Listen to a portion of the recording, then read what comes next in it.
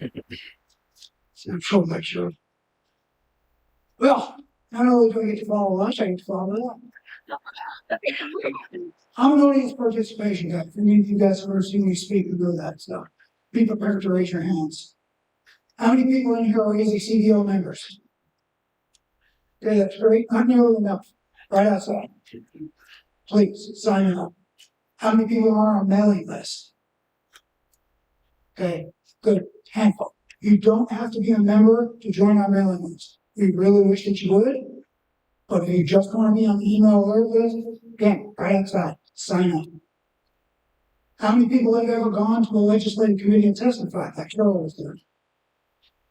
Almost nobody. Now, as she pointed out, as many people pointed out today, we are the grassroots. All of us in this room. They need to hear from you how you win at the legislature. You show up. That's job one. You show up. CDL and ASRPA and NRA, we've been showing up down there for years and years and years. We all work together real well. I've gotten along with every lobbyist that ever worked for them. I've been gotten longer than most. And we try to work together. There's, I think Cheryl pointed out, several people pointed out, every group has strengths and weaknesses. I am a lobbyist and I'm not an attorney. And I get asked that question all the time. Oh, so you're a lawyer? No. Are you a lobbyist? You're not a lawyer. Well, of course, I can pick up the phone and call NRA and say, hey, can I have your lawyer take a look at this? And they do. And they'll let me know what's going on. I have other lawyers here in Arizona do the same thing. I don't need to be a lawyer. I just need to make sure that I have a lawyer on speed dial. Good advice for all of us. How many people in here have taken advanced training, CCW course, and above? But room full of people. And that's great. I hate training mandates. I absolutely think the government has no business telling you to get trained. I love training. Do it all the time. Encourage everyone to do it. Government has no business telling you to, but you should do it because you want to. What do they tell you in training? Train. Well, yeah, it's just new training. Absolutely correct. But one of the first things you learn in any decent course, what's the best kind of gunfight? Exactly, when you're not in. So how do you fix that? Situational awareness. Know what's going on around you. Know what the other guy is doing. On this case, the other guy is those guys downtown who are making laws that affect each and every one of us. So know what they are doing. You don't have to be there. You love it if you are. But even if you just sign up for the email alert, you'll know what they are doing. You can, with a couple of mouse clicks, and once you put your name and your address and everything in, it's literally a couple of mouse clicks. You can send them a letter from our alerts list. Whenever a bill's going to committee, we send an alert, sign up for RTS. Everybody in here on RTS? Handful. Request to speak is the Arizona legislature's version of, hey, I feel this way and you need to know. So you sign up for RTS and we will help you do that. Sign up for RTS and then you can register whenever a bill is in committee and say, I support this bill. And yes or no, I will speak. Most people will never bother to speak, and that's fine. But we get 4, 5, 6, 700 people signed up on RTS. I support this bill. So when I walk in there, and hopefully it's not just me, hopefully it's me, Cheryl or something, but when I walk in there, I can say to them, yeah, there's a lot of support for this bill, just look at your RTS. Oh yeah, 600, 700 people signed up. Good deal. Because, yeah, I've been doing this a long time. They see me all the time. Gets to the point where they're like, oh, it's that guy again. Yeah, it's that guy again. But hey, check the RTS list because it's not just me, it's the 500 people standing behind me too. All of these things are really super important. Like Cheryl pointed out, several people pointed out. All of you guys are already here. You are the guys that show up. So I've asked one really huge favor of all of you. Preach the gospel. Talk to your friends. Talk to your family. And I know, believe me, I've heard all my life. Never go to a cocktail party and talk about politics. I'm that guy. I go to a cocktail party and I bring up politics. What do you mean you support? Hey, we need to talk about. I'm that guy. Be that guy. Or go. I'm be that guy. Show up at top politics. This is our fundamental right to defend ourselves. How about that? But I be involved. Hopefully not, because we go to best friends when you get into. But it's our fundamental right to defend ourselves that's on the chopping block right now. And all it takes is a swing of one seat. There's another thing going on. One of our table mates pointed out earlier, and I think he's absolutely right. This is not a Democrat or Republican issue. Now, I feel sitting here saying, maybe, but I'll tell you right now, at least 2 of our bills have been killed, not gone to the floor, maybe 4 or 5, depends on what happens in the next week or so, because Republicans wouldn't go for it. It's not just Democrats. Unfortunately, in this state, there's a lot of pro-gun Democrats, a lot of pro-gun Democrat voters. There are 0 pro-gun Democratic legislators. 0. So they will vote lockstep against pretty much everything we do, unless I can convince somebody in Democratic leadership, hey, this isn't a gun bill. Really, I swear. That's the way it works. But it's not just a question of voting more Republicans. You have to have better Republicans. You have to have pro-rights Republicans. You have to have Republicans, Democrats, whatever, that respect the right to defend yourself. And if they don't, get rid of them. How do you know? Talk to Amanda, talk to Cheryl, talk to me. We know all of these people. We know what they do and what they say. And we usually not the same. Talk to us. We're happy to help anybody out. Is this guy good? Is this guy solid? Oh, absolutely. Or not. And I'll be honest with you, and Cheryl will be honest with you. No, Amanda will be honest with you. I can't say that for everybody. I know people right here will be honest with you and tell you what's going on. So please, by all means, preach the gospel, tell everybody, be that person at the cocktail party saying, hey, you know what you need to talk to this? Because nobody else is going to. And I'll have to take questions for you. Anybody have questions? Of any of us? You know, I know she's better looking for me. Huh? Okay. Well, thank you very much. I appreciate it. Talk about ECAC. Yes. Sure. It's not my gig, but easaz.org, I believe. Right? It's a similar system to ours. It allows you to get online and write your legislators about various subjects. We basically stick to guns and self-defense bills. They do everything else. As far as I know, and I don't know if Marissa's in the room, Marissa Hamilton set that up some years ago.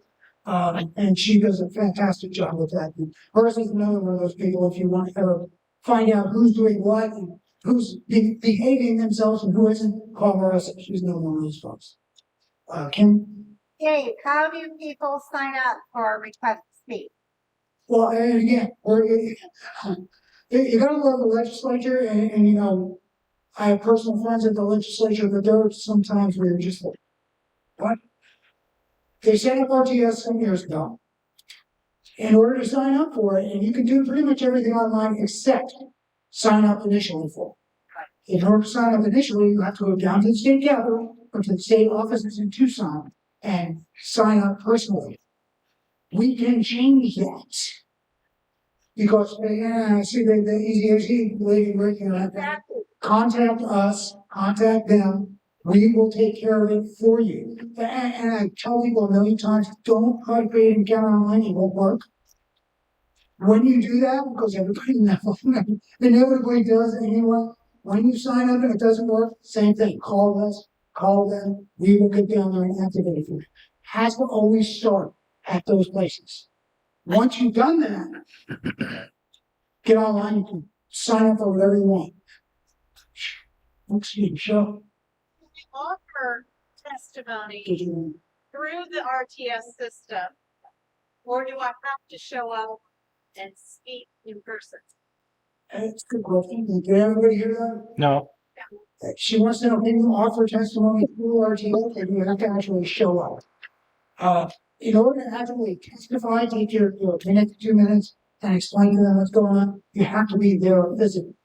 But the RTS system does have a feature where, regardless of how you vote yes or no or neutral or whatever, there is a comment section there, and you can leave what effectively amounts to testimony there. It's fairly limited; it's about 400 or 500 characters, but you can at least use that to say, yes, I support this bill and this is why, or no, I oppose this bill and this is why. So it gives you a way of testifying without actually physically showing up. As some of you may have figured, I'm not a person who is averse to public speaking. I've been doing this for years and years, and I don't find it difficult at all. I also know that public speaking absolutely terrifies some people. I'll never understand it, but I get it. If you can't testify, at least sign up. At least get the newsletter, at least get the votes. Was a question over you? So I just do a black hole, which works for me. Do you have to, so you said, I agree or disagree with this, why? You have to say this is why, or can you just say I agree or disagree? The question was, do you have to put any testimony, any comments in, or can you just say yes or no? You can just say yes or no.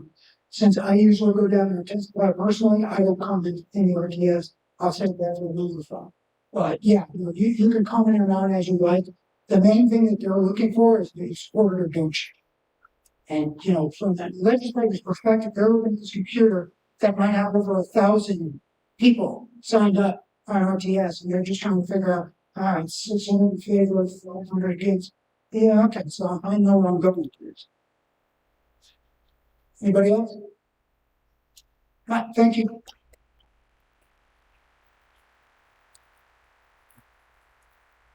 Okay, as we wrap some stuff up here, we actually want to share a video with you. This lovely lady right here, up on the screen. Let me find the correct video real quick.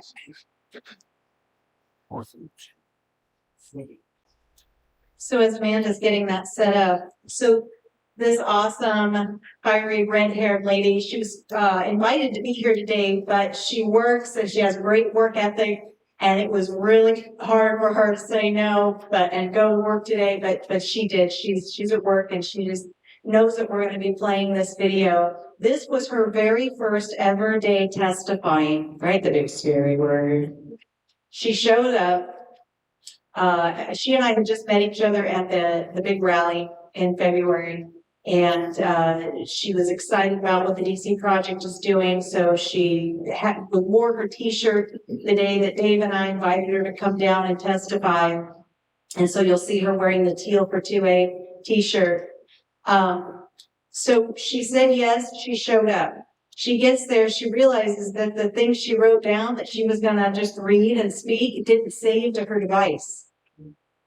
So she could have said, no, I'm not ready to testify, I'm not coming down. She could have said, oh, my device screwed up, I'm not gonna testify. She didn't. She went ahead and just spoke from her heart.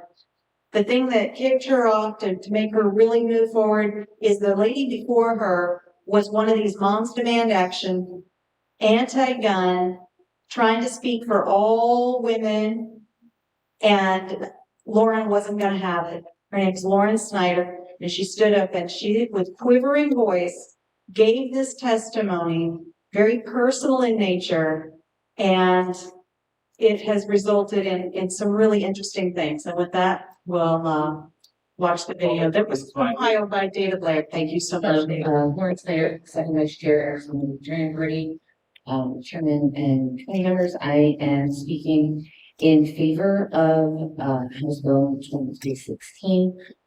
Mr. Chair, I've said many times that I'm a gun owner, I'm a hunter, and I'm proud of that. I have had my concealed carry permit for the last 10 years. I don't need to carry my gun on me at all times to feel safe. The reason that I got my concealed carry is because I've been a victim of sexual assault. I've been a victim of random assault. I've been a victim of domestic abuse. I don't walk around, run around, and drive around worrying about somebody's going to shoot me, or somebody's going to hurt me, or somebody's going to do whatever. And I refuse to be a victim again. I don't carry because I want to harm others. I carry because I don't want to harm. Why even walk around and stay home? You know, My right to defend myself shouldn't change simply because of the physical location. I'm not kind of worried. I can't be worried about things all the time. I have enough to worry about being in these chambers.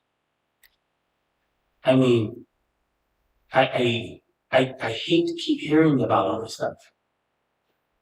I mean, I understand that there's things that happen out in life. And you can sit there and stare at me all you want. I'm not talking about you. I'm talking about things in general. And I do have daughters, and I do have a wife, and I do have a mother.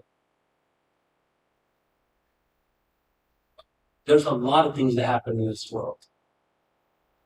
But you can't run around scared all the time. The last time that I was assaulted, I was in a public space, not allowed to carry my weapon. I was stalked by somebody, and he attempted to abduct me and tried to drive me to his vehicle. I will say this. People talk about how being safe. I don't feel that a room full of people, everyone with a gun, is going to make me feel safer. It's not going to make me feel safer because people in this world are pretty crazy. They're pretty crazy out there, and you just don't know which one's losing their mind and which one's not. And some of them do come to these doors and these buildings. So because I was respecting the law and was defenseless, mind you, I'm differently abled. I don't have the privilege of running away and calling the cops and wait for them to come. I have to defend myself, Makes sense. and that I yield to everyone to tell me. So, I mean, I do understand that, yeah, it is a right that we have, but some people just don't have that right, and some people just shouldn't have that right. And that I would know.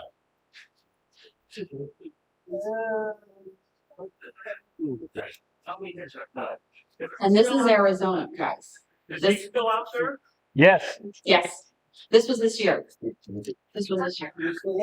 Yeah, That was 3 weeks ago. yeah, it was just a few weeks ago. This is not something that happened years ago. This happened just a few weeks ago. So, going back to what I originally said, Arizona is not safe. You need to, just like Dave and Cheryl and Ursula and Ben and everybody else who's been up here today has said, you need to get active in your state. You want Arizona to say a constitutional state, you have to fight for it.